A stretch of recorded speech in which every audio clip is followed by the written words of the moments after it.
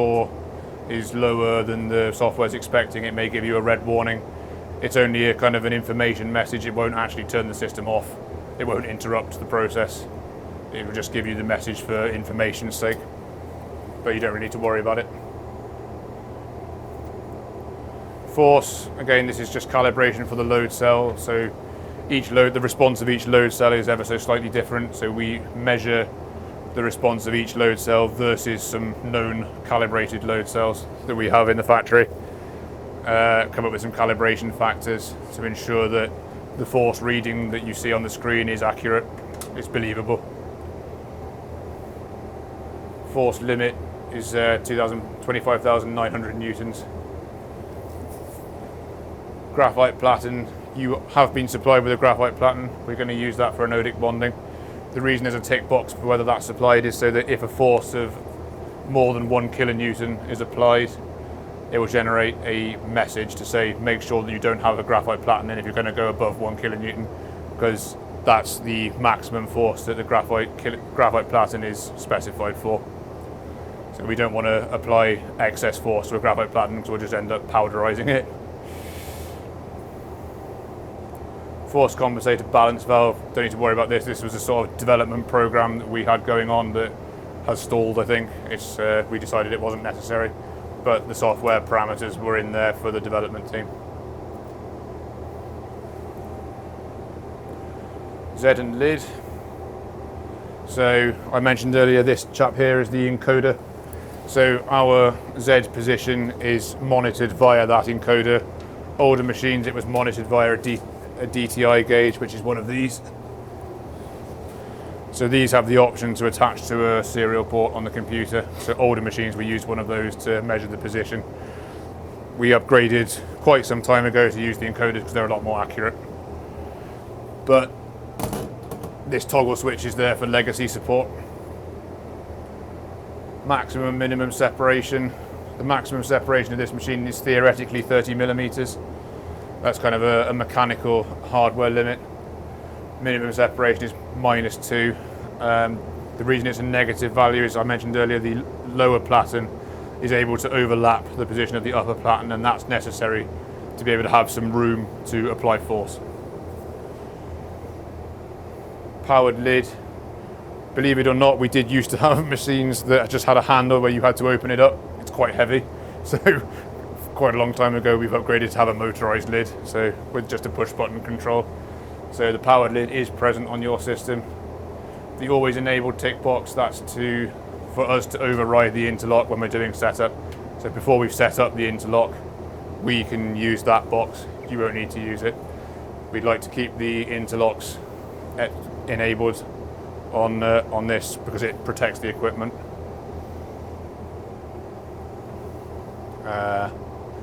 Separation control. All machines have separation control. Well, I'll tell you about all machines with motorized Z have separation control. Motor chart, we use this for tuning, motor tuning. You won't need to use it, so that's not selected at the moment. Temperature, there are some random parameters in here. They don't do anything. I don't really know why they're there, but this page doesn't actually do anything. So maximum and minimum, maximum heating and cooling rates are whatever the system can actually do. It's not governed by these parameters at all. The maximum bonding temperature, on the other hand, is 560 degrees. That's the maximum temperature that this machine is specified for. That parameter will prevent you from putting anything larger in. So if you try to request more than 560 degrees, the software will snap it to 560. It will only let you request the maximum temperature that the machine is rated for. So don't change that. Pressure. Okay, this is a screen where with the lower level password, you will have access to change a few of these things if you like. So we can control the pressure unit. By default, we use millibar. You can change it to millitorr if you choose, if you like, or pascals or PSI. I would suggest, I'm going to leave it on millibar at the moment because that's what I'm familiar with. Pressure ports, this is just the number of different pressure gauges that are attached to the machine. In actual fact there are 4, but there's a slight bug in the software at the moment, which means that has to be left as 3. There's tedious reasons why that's the case, but that you don't need to change. Primary pressure gauge, this you could need to change. So we've got a list here of different pressure gauges. If you use software controlled mode, the software will select which gauge it thinks is most appropriate for controlling whatever pressure you request. So the way that works is from, I believe, 1 millibar to 2 bar overpressure, it will use a PTIS gauge from 1 millibar down to 5 times 10 to the minus 4 millibar, it uses a Pirani gauge. And for less than 5 times 10 to the minus 4 millibar, it uses a cold cathode gauge. It does all that behind the scenes, you don't need to worry about which one it's using, it will just use the most appropriate one for whichever pressure you request. Now, in addition to those 3 standard gauges, you have an optional accurate gauge. So this works over a narrow range, but is more accurate, and therefore gives you more stable pressure control. So that is, in this case, is a CMR 363 gauge. That works between 2.5 times 10 to the minus 1 millibar up to about 10 millibar, I think, is the range of that gauge. So if I select that, the software knows that that gauge is attached to this machine, and if you request a pressure that's within that range, say 1 millibar for using plasma, it will use this accurate gauge to control that pressure. Wide range pressure gauge, this is an option for older machines, this PKR 251 gauge. That was a combined Pirani and cold cathode gauge. We've split those up to use 2 separate gauges because we found the cold cathode continually became contaminated and therefore screwed with the pressure readings. So they're split into separate TPR gauge, Pirani gauge and a separate cold cathode gauge. The cold cathode gauge only has power sent to it. It's only powered up once the pressure is below any sort of contamination pressure. So that's been split up to protect the cold cathode gauge and increase the reliability of the machine. So all machines have this option nowadays, but the older machines, the combined gauge is still there for legacy support. PTIS gauge, this is the overpressure gauge. There's a tick box there for whether it's attached or not. It is attached on all machines nowadays. Some very old machines didn't have it, but it is now attached. Lid clamp interlocks, that's set to yes. So there are some interlocks in place to prevent you from trying to open the lid while these bolts are in. We don't want to try and open the lid against these bolts because all that will happen is you'll graunch the motor, break the motor. So that interlock is present. The isolation valve, that's a gate valve that isolates the chamber from the pump. I don't believe we ever sold machines that didn't have one fitted, but I suppose we must have done once because there's an option for it. It is always fitted nowadays. Pressure chart, and pressure tuning. That is for tuning pressure control PID settings. You don't need to worry about it. That's done by our software guys in the factory. They use this chart and this tuning parameters. You don't need to. Pressure control is an optional system. You've got it fitted, so that box is ticked. Number of process gases. We've got an option to have up to 3 different process gases plumbed into the machine. You have 1, so at the moment that's hooked up to your nitrogen tank. So when you use controlled pressure, it will be pressurizing the chamber using nitrogen. You could, if you want to hook all these gases to the machine, you have only one inlet. you could theoretically use this manifold arrangement to plumb that into the back of the machine. I would have to ask you to be very careful which gases you put in and make sure that you purge the line fully before you mix. Say, don't want to put hydrogen in one run, oxygen in the next run, spark up a plasma and blow up the building. So I have to ask you to be careful what gases you use, in what order, and to make sure that you've purged the system before you do that. But yes, you can. There's one port on the back. You could plumb in a manifold like this and control it manually yourself. That is, but do so at your own risk and be careful.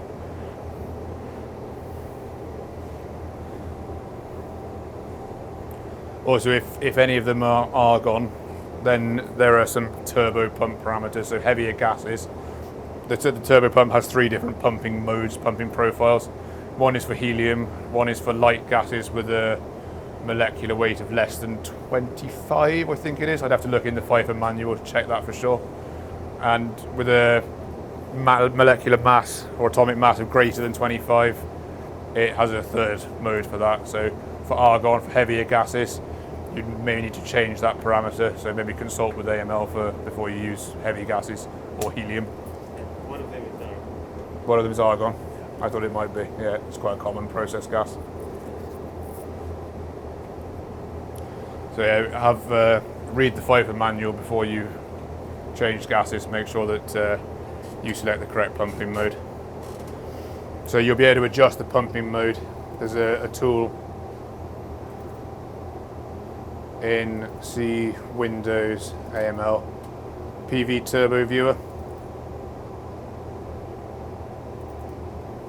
This is a tool that you can use to talk to the turbo pump, change parameters on the turbo pump's control unit. Oops.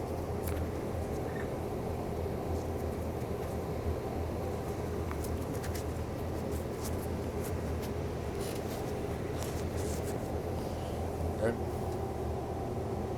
So there we can connect to the pump. In this list here, we have a list of parameters. They're basically meaningless, but the manual will translate what they mean. One of them is a gas pumping mode.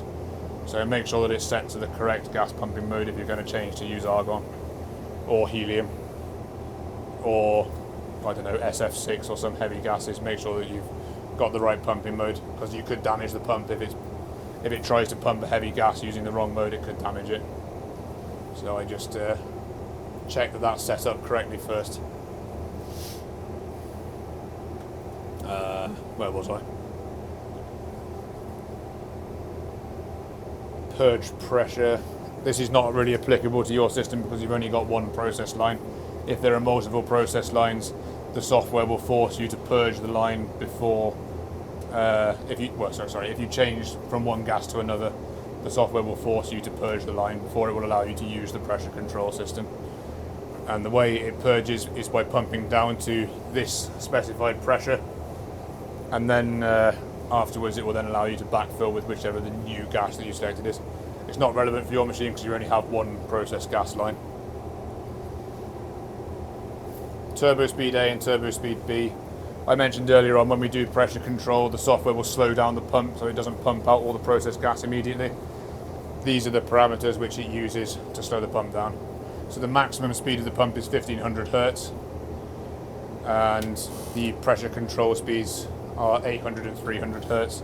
So depending on what pressure you request, the software will slow the pump down either to 800 or 300, whichever is most appropriate for the pressure that you've requested. And then it will begin to backfill the chamber with process gas. What's the maximum process gas we can fill the chamber with? Maximum pressure. Maximum pressure for bonding. So, for example, I want to bond in higher than atmospheric pressure. Yeah, 2 bar. 2 bar. Yeah. Okay, minimum pressure before backfill parameter. This is something that you will be able to change. So if you're doing, as you say, overpressure bonding, so with 2 bar, you'll request the pressure control of 2 bar. What will happen is the software will take control of the pump, take control of the isolation valve. It will pump out the chamber to this minimum pressure first to evacuate whatever is in the chamber, and then it will backfill it with your process gas. So the lower you set that pressure, the higher the purity of the process gas that will be in the chamber when it does the backfilling. The higher you set this pressure, the faster that backfill will be achieved, but the less purity that you'll have. So it's up to you. You're balancing out. You can change that as you see fit. 1 times 10 to the minus 3 millibar we find is a good sort of compromise. It doesn't take too long to achieve that, but it gives you a pretty good purity. But you can set this down to 1 minus 4 or 5 minus 5 even if you want to, if you're very particular about having a pure gas environment in the chamber when you do the bonding. Exhaust valve, I mentioned the exhaust valve to you. This is for the exhaust for the nitrogen cooling is fitted, so that's set to yes. Then there are some parameters here that control how and when that valve opens. In the event that you have a PTIS gauge attached, which we do, it will use this pressure. So at 1100 millibar, the exhaust valve will open. If the PTIS gauge, for whatever reason, is not attached, it will use this time delay to open the exhaust valve instead.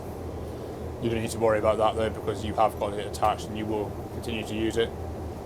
Then after 6 seconds of being open, 6 seconds say after the nitrogen inlet valve is closed, the exhaust valve will then close afterwards.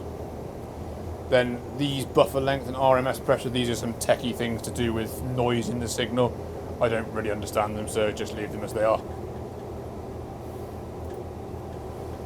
Wafer handling, this is a developmental cage.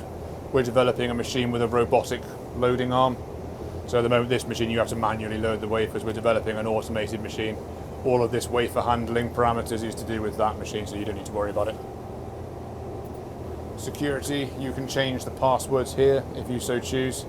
I'd rather you didn't, because if I ever come back to service the machine and the password's different, I don't know what it is. So if you could just leave it as AML, I'd kind of appreciate it. But yeah, if you do want to change it to prevent, I don't know, undergraduates meddling or something like this, then you can. Miscellaneous tab, it's nearly done now. We've got two different software modes, real and simulation. Obviously this is real because it's controlling the machine. Simulation is for the software guys to test software changes before they put it on any machines. Data acquisition system, there are 3 different versions of this. So these are the PLC controllers. This machine is equipped with the National Instruments compact DAC, compact data acquisition unit. Older machines in the field, we've got compact field point and field point. They are there for legacy support. You don't need to worry about them. Machine ID, I've just set this as the serial number of this machine. It's serial number 90. You can change that if you so choose. Direct bonding mode is available, so that's checked. Automatic vapor injection. This is the vapor injection assembly here. Yours is manual, so that's not checked. I think yours is the last machine with the manual vapor injection. From now on it's being obsoleted and it's going to be replaced with software controlled pneumatic valves. But unfortunately you just missed out on that change. And lastly, this is kind of useful if you have any problems. So there's a test communications button here in the miscellaneous tab. So this tests communication with the PLC controller, the temperature controllers, the vacuum pump, the cameras and the motors. They're all green, so everything's got communication, everything should work. If, say, your motors stop working, first thing we'd ask you to do is run this communications test. If that comes up red, it'll probably give us an error message, which might give us an idea as to what's broken. If, say, you have got good communication and the motors still aren't working, there's maybe some mechanical problem, so it's kind of useful for us for fault finding for diagnostics. So that's quite a useful little screen, a useful little tool that is. And the finish tab, if you've made any changes you can save and exit. If you haven't, you can exit without saving. That's the configuration program done. Nearly all of that program you don't really need to use, but I'm just explaining it for the sake of completeness. Now the control program, this is where you're going to live, this is where you're going to be spending most of your time. When we start it up, it will initialize. It's basically now establishing communications with those 5 different systems. So it's succeeded. We get given this option screen. So we can run the software in automatic mode. So this is using a recipe. So you can create a recipe that has process steps in it.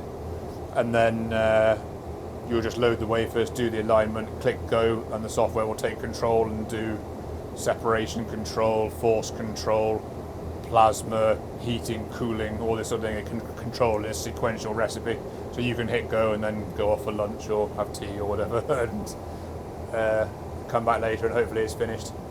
In the event that anything goes awry in automatic mode, if anything fails for whatever reason, it will give you the option to abort the process or switch to manual mode. be switched to manual mode, you'll then be able to hopefully be able to recover it and continue doing what you were doing. I imagine in a research environment, you're going to be trying lots of different things, so you're probably going to live most of your lives in manual mode. Automatic mode is mainly for kind of production facilities, say in China, where they're just bashing through hundreds of wafers, same process again, again. They use an automatic recipe to do it. So to start off with, I'll start talking you through manual mode. Then when we're familiar with how that works, the recipe builder for automatic mode will make more sense. So if you establish a process that you know it works and you want to use that repeatedly, maybe you'll build a recipe to run it in automatic mode. So password, as with everything, is AML. It'll ask you a password to switch to manual mode.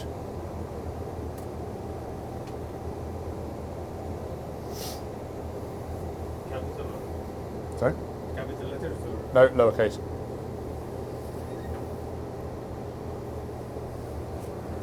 Okay, so when you first start up, we're presented with this process parameters screen. So here we can have a run ID. So we'll call it test. Well, actually, we'll call it training in this case. Then there's a button here. Use run ID to generate path names. So every run, the software will generate 2 log files. It will generate an event log, which just tells you the time that different things were performed. So it will say opened isolation valve, started pump, set temperatures to 400 degrees, set temperatures to 0 degrees, vented chamber. It will tell you these kind of sequential process steps. And it will also create a data file, which is logging all of the inputs from all